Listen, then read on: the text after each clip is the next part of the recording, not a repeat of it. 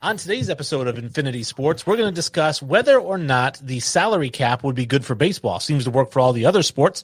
We'll talk about why it will when we get back after this intro.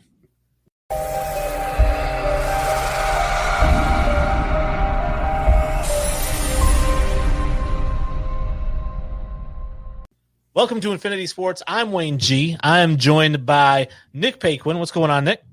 What's up, guys? And Dan Sully Sullivan. What's going on, Sully? Hey, yo, what's poppin'? If you follow to the end of the video, which we hope that you do, we'll tell you how to get in touch with us and leave us messages and possibly get your comments put up on the show. But we do want to jump right into things. Make sure you like and subscribe before you go any further. Do it now. All right, so when it comes to salary caps, every sport has one except for baseball, which has the luxury tax, and they claim that's kind of a salary cap, but it's nothing like a salary cap. And I just think that baseball needs a salary cap. They don't have to go as far as, non-guaranteed contracts like the NFL, although that would be the best system. The players would never go for that. So you let them keep their guaranteed salaries, and you just have a salary cap. For example, this year, the average salary per team is $116 million. So you make the salary cap $116 million with a $95 million floor, and then boom, we've got more parity and more competition throughout the league. So you force teams that aren't going to spend and don't have the revenue to spend money. Correct. So not only would the players never go for that because it caps their, obviously, annual salaries, but the owners are never going to go for that either. I think the luxury – so here's my thing with baseball, right? Like, it doesn't need a salary cap. I think a salary cap for baseball is stupid. I think the luxury tax is a great idea, one. I also think it's a form of a salary cap because it's literally called a soft cap. I think the issue with baseball is teams that exceed that luxury cap threshold, the penalties need to be harsher, A, and that the money that comes from the penalization for those luxury cap, I guess, violators should go to teams in the bottom of the pool.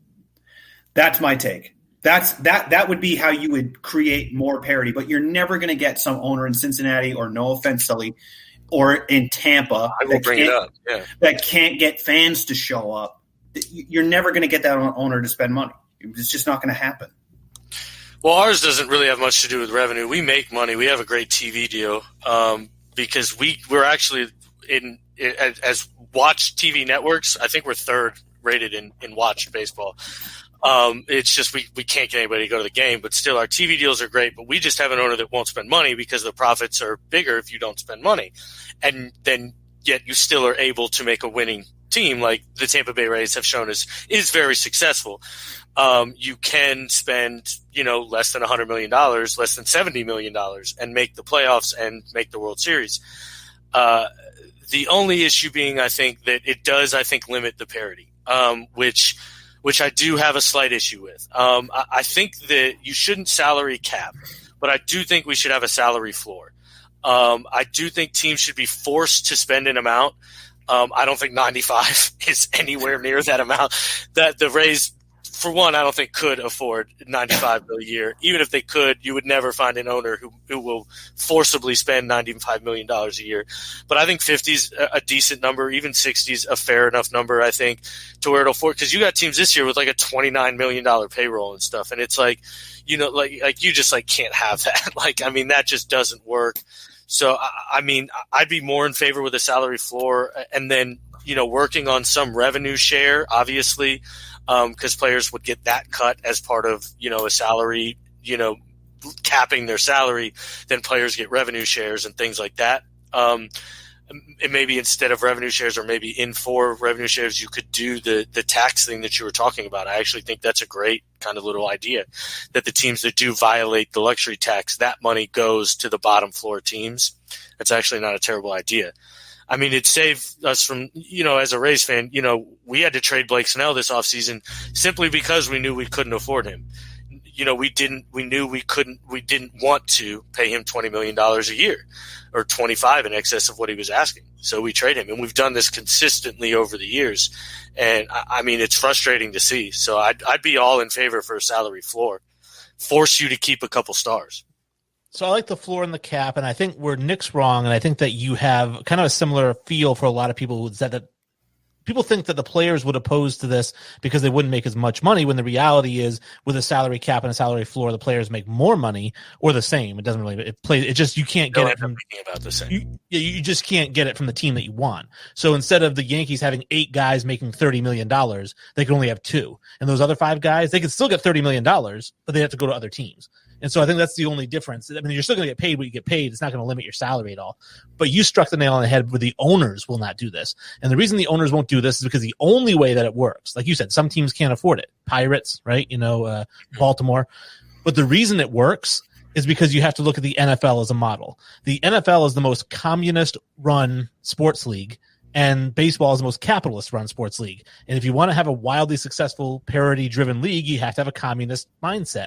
And that is, all the money that goes into the league gets equally distributed among each team. So if the Yankees bring in $30 billion, they have to distribute it to the Pirates and the Rays and the Orioles. And every team makes the exact same amount, bar none. No private TV deals, no private soft drink deals. Everyone takes the same amount from the pool. That way, everyone has the same cap, and that way, every team can spend the same amount of money, and every team can make the same amount of money. But the NFL negotiates the TV rights and the TV contracts on behalf of the league. In baseball, it doesn't work like that. I mean, right. People talk about like the Dodgers owners, and the Dodgers are basically, I mean, let's call a spade a spade. It's what's prompting part of this conversation with us, the whole Trevor Bauer thing and the way that the Dodgers payroll is. But the reality of the situation is the Dodgers were on the verge of bankruptcy under Frank McCourt, who literally bought the team for a lien that he had on a parking lot. And Guggenheim Partners came in, they scooped up the team from him for like 300 and something, basically bought the Dodgers for debt, and then turned around and signed a $3.2 billion TV contract because they had the rights with Fox to do that. Now you can be living in Los Angeles and get blacked out on Dodgers games. But I mean, me living in North Carolina, I can watch any Dodgers game I want. So it's like, I mean, that's the thing though. The league in the NFL runs the TV game. It's team to team in Major League Baseball.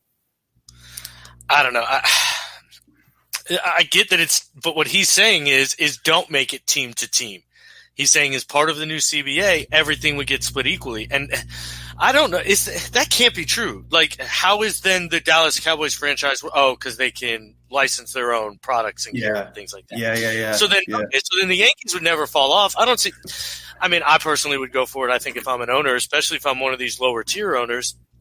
But I mean, like, you've got teams like Trevor Bauer just got signed for, what was it, $45 million a year or something like that? It's like 42 for year one. That's more than 3 teams pay their entire payroll. But is that Trevor Bauer's fault? No, of course not. I'm not blaming Trevor Bauer. Get your $42 million. But another team should be forced to be competitive, in my opinion. Like, for example, a soccer model. If a team's not competitive, they're dropped out of the top Premier League. In baseball, there's no repercussion. It's just you're a bad team. Okay, the owners will keep collecting money in their pockets, and then your team's just consistently bad, and not even consistently bad, but just underpay. And like the Cleveland Indians are paying their payroll. I think it's like $38 million. It's like, dude, that's unacceptable. You've got to be forced to do something and to put a winnable club out there. Like everybody's seen the movie Major League. Like, that shit really happens. Like, it really does. And you just can't have that shit in professional sports, in my opinion. But there's a justification, though. There's a justification to do it, and that justification is to the point you brought up earlier, Sully, which is look at the Rays model.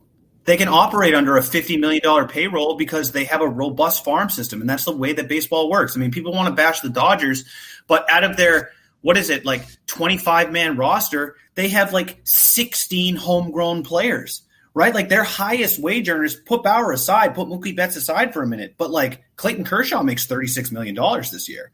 He came through the farm system. Kenley Jansen makes $23 million this year. He came through the farm system. Cody Bellinger, Corey Seager, these guys are coming through the system, and that's big in baseball, and you don't need a huge budget to do it. You need a huge budget to keep those guys, as the Dodgers are showing, but you don't need a huge budget to do it, as the Rays are showing. Well, and I think the problem is, the reason I want to see more parity is, to Sully's point, yes, his team is competitive and competes for a World Series every 4 years and then sells off all the young players, right? I don't know if it's every 4 years. Pretty sure we made the playoffs. We're just put it this way: since 2010, name the winningest franchise other than the Tampa Bay Rays. I don't know. The Yankees and the Dodgers, that's it. We're the third winningest franchise in baseball in the last 10 years. But that hurts your argument for the salary cap, right? Especially No, I understand. I agree. I'm just saying, but just because we're the model, doesn't we're the only team that's got a payroll under $100 million that ever competes. Let's be real. Well, Oakland did it. Oakland still does it to an extent. Moneyball came out of Oakland, right? We all see the movie. It did. No, it definitely did. But what was the last year that they were in the World Series? 1988, 1990, something like that. Were they? Yeah, I think it was a long time. Jose Canseco was the last time they were in the World Series. But I think more to the point is outside of the Rays and I can't even think. Maybe the White Sox the year they had their miracle run. Name another team that didn't have a top 10 payroll or top 5 payroll that won the World Series. And I think that's the issue. I think it's just consistently you're seeing these teams that spend the most because they can get the best players, win the most games. And I mean, at some point, it's got to come down to not just essentially luck of developing your players right. Right. And I think it also spreads not only does it spread the talent out in terms of the top end talent, it spreads out the farm talent as well. Because if you're one of these teams that needs to hit that salary floor, you got to go get a $30 million guy.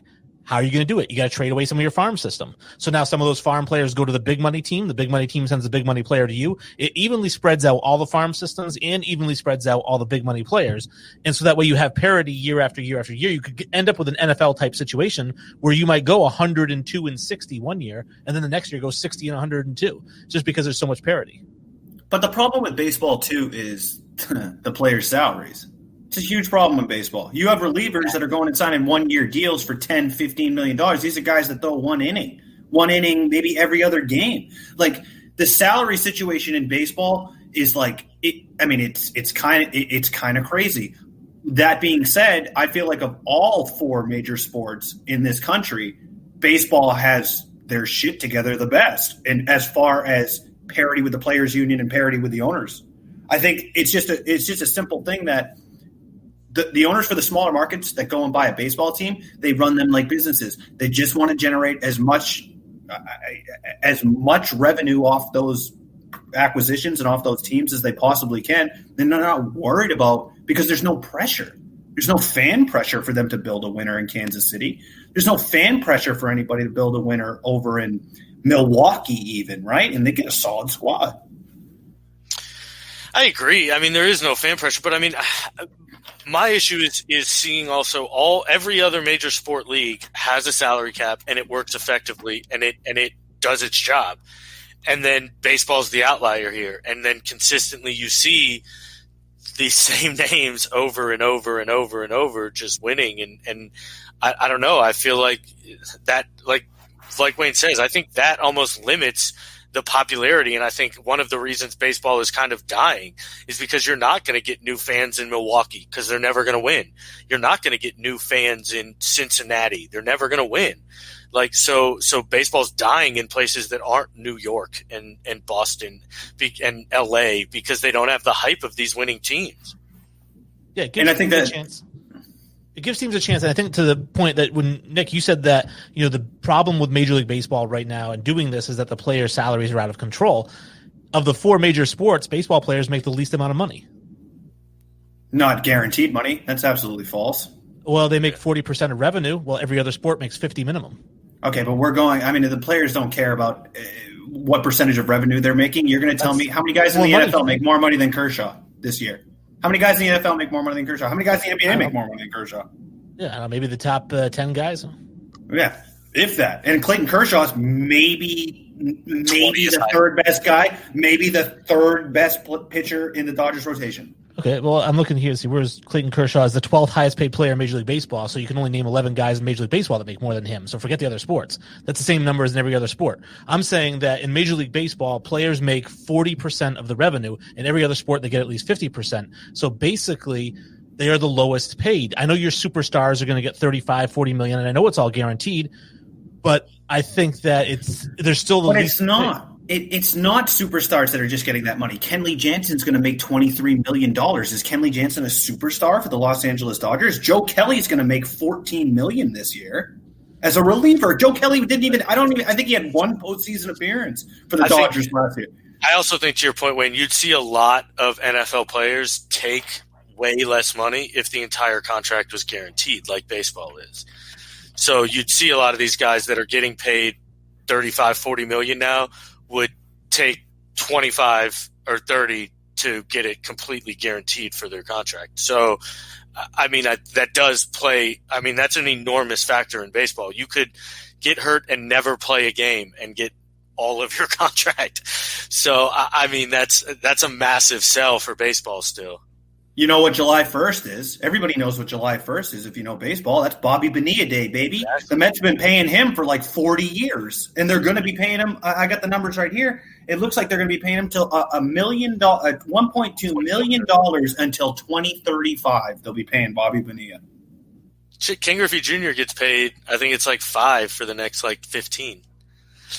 Yeah, Manny Ramirez has a similar deal like that. Right? Actually, I mean, to your point, we talked about Jacoby Ellsbury or Dustin Pedroia retiring. That guy was eating how much money of baseball's cap, to not even play baseball. I mean, to your point, with a cap, that doesn't happen. Guaranteed, but also without guaranteed contracts, that doesn't happen either, right? Like if you gave clauses to void contracts, and obviously the players' union in baseball would never go for this. Well, no, but I mean, if you have a salary cap, they're not going to – guaranteed contracts won't be a thing anymore if you have a salary cap, in my opinion. Well, but NHL and NBA have won't. Yeah, I guess that's true. The players' union probably would never go for that. I mean, in reality, neither of these two sides are ever going to come together on this agreement. That's why, truthfully, I just think we need to look for solutions like a salary cap floor, or like you said, the money gets rotated down to the bottom teams or something like that, because I don't think a hard cap will ever work in baseball. I would love to see it just for the parity's sake, but I truthfully don't ever think it'll happen.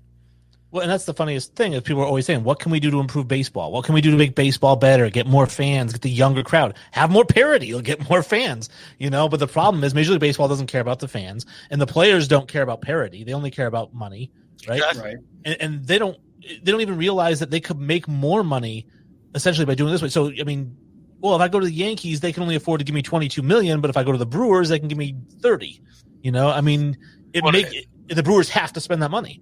Well, baseball's got it all wrong too, because I mean, they're trying to approach it like, to your point, Wayne, how do we get more fans involved, this and that? How do we get more of an urban vibe, right? So we're going to go appoint Ken Griffey Jr. now as like an ambassador. Right. So like urban communities. I mean, that's the equivalent of like, Michael Scott when he goes and asks Daryl in the warehouse if he's ever been in a gang. That's basically what Major League Baseball is doing with Ken Griffey Jr. at this point, because they think, if we can tap into the urban market, we can generate more interest with like a younger crowd. But that's not it. Like, that's not what's going to do it. To your point, Wayne, what's going to do it is if you have more parity throughout the league, because now you have a spread out, you don't have such a consolidation of superstars in the major markets, right? Like those superstars are spread out to we talked about this with the NBA to some extent, but that puts fans in seats. That gives kids somebody to look up to in those markets, and especially the markets where there's only like one professional team or a few professional sports teams. I mean, I agree, and that's what I was saying. I mean, these kids in Milwaukee, you're never going to get kids growing up Milwaukee fans. It's going to be tough because they're never going to win, and you're never going to And to be fair, a lot of kids root for teams that are winning. Like, let's be fair, especially if they're their hometown team, they're going to root for the team that's winning and things like that. So I would love to see it, because I do think that would make younger fans be attracted more to baseball. I mean, the great line to bring Moneyball up again is how can you not be romantic about baseball? And the truth of the matter is, the younger generation isn't a very romantic generation in like the truest sense of the word, not just, with their opposite sex or anything, but how can you not be? And it's such a beautiful sport, and it's such a nostalgic sport that it's tough for young kids to get into. But at the same time, I mean, the only way to do that is to get these teams to win. And the only way to do that is to embrace a floor, in my opinion. And I think that the movie quote that I think of is, in comparison to the leagues, is from Days of Thunder with Tom Cruise, right? And he says he wanted to go to Indianapolis. He said, but the only way to win in Indianapolis is with a great car, and my name is not Unser or Andretti. So I figured I'd go to stock car, because stock car is a stock car, right? And I think that the NFL is stock car racing, and Major League Baseball is F1. So it's like you got the top 3 teams and that's it. If you're not one of them, get screwed. But the NFL, I think, got the right model. And I don't know how long they've had it for. Obviously, the NFL's had a couple of strikes and they've managed to come through it. But I don't know what baseball needs to do. I don't think the owners want it because, like you said, it would require the Yankees and the Red Sox and the Dodgers paying the lower teams to pay their players. And the players wouldn't want it, I think, one, because they've been sold a bag of lies that it means they would get paid less, even though they wouldn't. And 2, because they don't care about parity. Yeah. And but I don't really think any sport cares about parity. I mean, we talked about super teams. I don't think that as a whole, many athletes in many sports care about parity. I just don't. I don't personally feel that way. I think when you have, I think the guys who you want to see parity are the guys who want to go out there and they want to beat the best competition. The Kobe Bryants, the Michael Jordans of the world, guys like that. I don't think the average player, I think they want to get paid. And I know we've been glorifying, or you've been glorifying, the NFL model, but I think it's a sham model. And if you ask the players in the NFL, I mean, you have things like, what was his name? Bob McNair, the owner for the Texans, referring, we don't want the inmates running the prison. Like things like that. That's how the owners look at the NFL players. You think baseball wants that? That's how all owners look at all of their employees. All of their employees, to be fair, yeah. I mean, he just shouldn't have said it aloud. Right. But I don't know. I think the NFL does have them all. I think the NFL loves parity. I mean, if you look back at some of these NFL storylines that match up, like New Orleans coming back to the Superdome right after Katrina and winning the Super Bowl, and then Tim, what was it? Oh, the Patriots, after the Boston Marathon bombing and all these things, like the parity that lines up with the NFL is wild, and I think they love it. Like, I personally think that I don't think any player personally cares about parity, but I do think the league loves parity personally because it makes them more money. I don't know. I think in the NFL model, at least in the MLB, I don't know if they like it because they want the Yankees and the Dodgers in the World Series. That's what they want. They don't want the Rays in the World Series at all. Right. So, I mean, I don't know I think the NFL, it's different because they're not, I mean, they're sharing everything. And I think NFL fans like parity as well. I think that's one of the reasons that people hate the Patriots so much is because they've kind of defied parity in a league that has been so like every other team in the league has ups and downs except for them. They only have ups. I mean, they except this year they took some bumps, yeah. But I mean, I think that's why they hate it, and I think that it really is. I mean, parity is the best solution to creating a more valuable league. And you say that players don't care about parity in any league, but I think they do. And I think that the ones who care about it the most are the ones who keep getting beat by the big market teams. Because I look at, I play in a basketball league. I don't want to compare men's basketball league, but still, I play in a basketball league. If I see 9 teams ahead of me that are all adding superstar players and my team doesn't have one, I'm like, well, why don't I get a superstar player too so that I can at least compete with these guys? So the teams do want parity because they want to be able to compete. In theory, the players want to be able to compete. The owners, like you said, in Tampa Bay's case, they don't care if they compete. If they can put a $30 million product out there and make $500 million, they don't give a crap. Yeah. But it's all about money. But the players do want to compete. No player wants to go out there and think, I'm not going to be able to beat the Yankees this year, but here I am.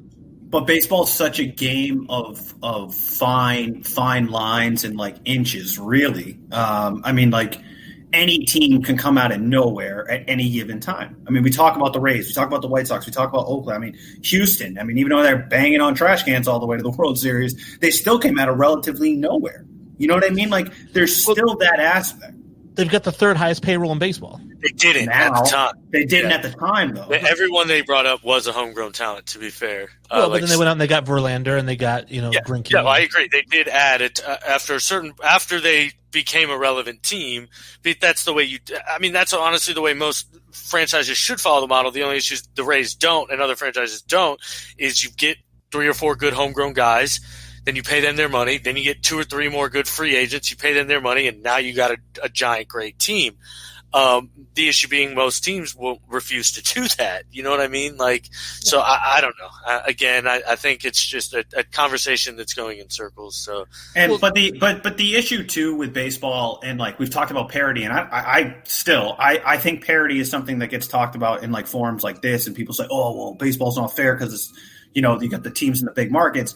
But the reality of the situation is baseball sucks at marketing its superstars. They're terrible at it. Every other major league is great at marketing their superstars. I mean, outside the NHL, because no one watches that. But baseball, they have a lot of they don't market around a guy like Mookie Betts. They don't market around a guy like Mike Trout, who's literally a generational talent in the game right now. They're just terrible at it. And I think the fact that they don't market around their superstars causes disinterest amongst general population, especially like the new wave of fandom, right? Like, I think that's the biggest issue in baseball right now. I don't disagree with that because they're the worst. I mean, especially for a team that, like, to be fair, like, NBA I think does well because you can see their face.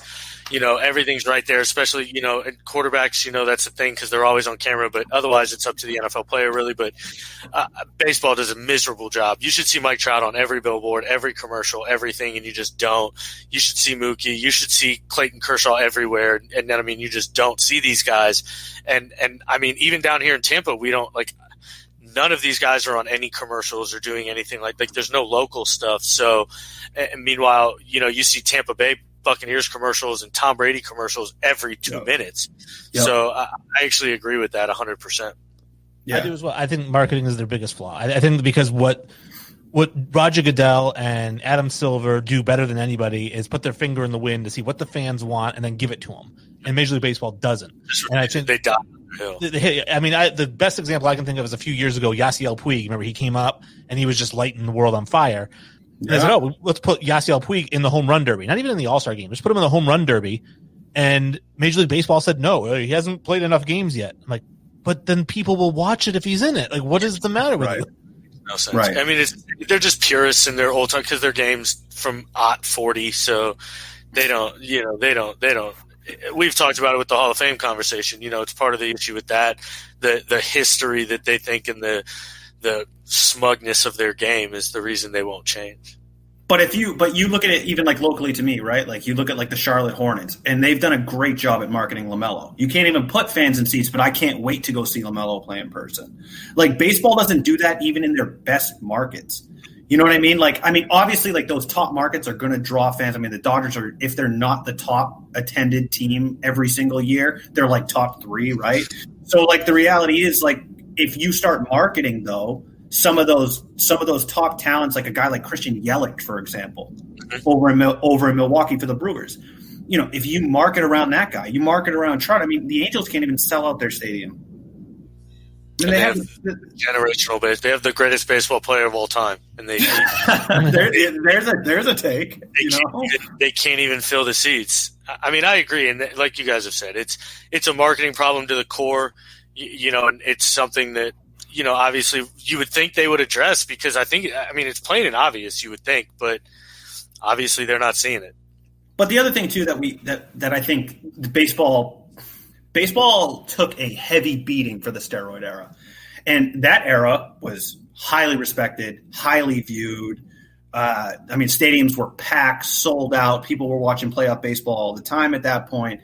And baseball took a hit with all the scandals surrounding all that. And I think that they're a little bit shell-shocked from it still. And It's funny to me because you look at like modern NFL players, like guys like DK Metcalf and all that. I mean, guys in the NFL, they're still being tested through urine. Baseball is the only sport, to my knowledge at least, that tests through blood. It's like you can use HGH and not pee dirty urine. You know what I mean? Like you can't look at some of these NFL players and think, okay, yeah, like a guy like DK that's natural. Yeah, that's exactly. natural. You know what I mean? Like it doesn't make any sense. Just let baseball players juice. Yep, I agree. Let them juice. Stop blood testing them. Yep. I mean, the balls are so. What baseball did was they took the steroids or they took the juice out of the players and they put them into the baseballs, allegedly, right? Like they mess with the cork and the refinement of the baseball. So now you have home run numbers and strikeout numbers that are crazy.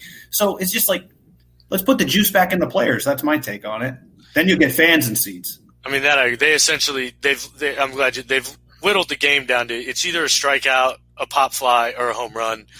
There's really not a ton of like slap hit, like gapping in baseball anymore. So like the guy who's hitting, 310 with like a, 380 slugging just doesn't exist anymore. Right. So, I mean, it's a whole mess. Thank God I'm a purist and I love baseball because if I didn't, it'd be tough to watch this game. That's our take on the salary cap. What do you think about the salary cap? Do you think it should be higher? Do you think it should be lower? Should we have one at all? Let us know. You can reach out to us on social media. We are at Infinity Sports Podcast on Facebook, at Infinity Sports Podcast on Instagram, and at Sports Infinity 5 on Twitter. If you choose to listen to the show, you can find us on iTunes, Spotify, Stitcher, and Amazon Music. Make sure you click and subscribe. If you stuck with us, thank you so much. Click and subscribe. It helps us out tremendously. We appreciate it. All the love. Nick, you want to throw it to Kenny? Kenny, take us away.